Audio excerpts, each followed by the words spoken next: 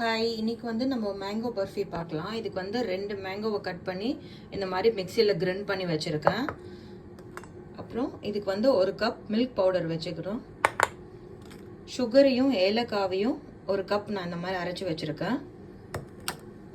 அப்புறம் இதில் வந்து டெசிகேட்டட் கோகோனட் வந்து பாலில் இந்த மாதிரி போட்டு வச்சுருக்கேன். ஜஸ்ட் ஒரு மிக்ஸ் கொடுத்து வச்சுருக்கேன். இதில் வந்து 1 கப் டெசிகேட்டட் கோகோனட்டும் 1 கப் மில்க்கும் இருக்கும். அதை நல்லா ஒரு 2 மினிட்ஸ் சோக் பண்ணி வச்சுருக்கேன். இப்போ நம்ம ஸ்டார்ட் பண்ணலாம். இப்போ கடாய் ஹீட் பண்ணியாச்சு. இதில் வந்து நம்ம இந்த மேங்கோ பியூரி போட்டுடலாம். சிம்மில் வச்சு தான் பண்ணணும் நம்ம. இப்போ இது ஒரு 2 மினிட்ஸ் குக் ஆனோடனே நம்ம சுகர் போட்டுடலாம். இப்போது இந்த கோகோனட் போட்டுடலாம். இப்போ நல்லா 5 மினிட்ஸ் சிம்மில் வச்சு நம்ம குக் பண்ணியாச்சு. இந்த டைமில் இந்த மில்க் பவுடர் போட்டுடலாம். நான் 1 கப் போட்டுக்கிறேன். இப்போ மில்க் பவுடர் போட்டு ஒரு 5 மினிட்ஸ் குக் ஆகிட்டுருக்கு. இன்னொரு 5 மினிட்ஸ் சிம்மில் குக் ஆகட்டும் நல்லா. இப்போ நல்லா 5 மினிட்ஸ் குக் ஆகிடுச்சு. இந்த டைமில் நம்ம ஒரு 2 ஸ்பூன் கீ குத்திக்கலாம். கீ வந்து நம்ம கொஞ்சம் கொஞ்சமாக குத்தலாம். இப்போ நான் 2 ஸ்பூன் கீ குத்திருக்கேன். இப்போது இன்னும் 2 ஸ்பூன் நெய் குத்திக்கிறேன். இப்போ நான் இன்னும் 2 ஸ்பூன் நெய் கொட்டியிருக்கேன். டோட்டலாக இதுக்கு ஒரு 1/2 கப் கீ தேவைப்படும்.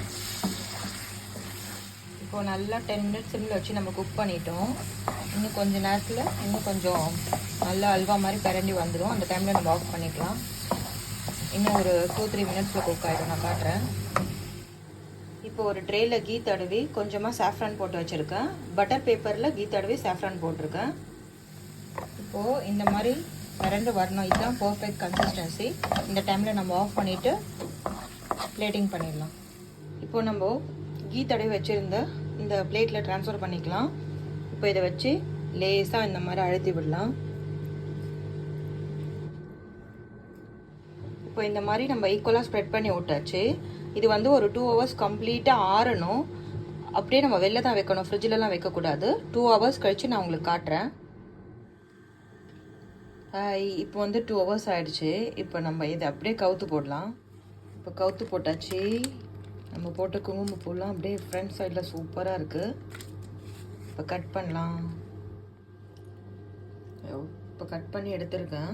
செம்ம சாஃப்டாக வந்திருக்கு மேங்கோ பர்ஃபி. இப்போ பிளேட்டிங் பண்ணிவிட்டு காட்டுறேன். ஒரு யம்மியான மேங்கோ பர்ஃபி ரெடி. நீங்களும் ட்ரை பண்ணுங்கள். தேங்க்யூ.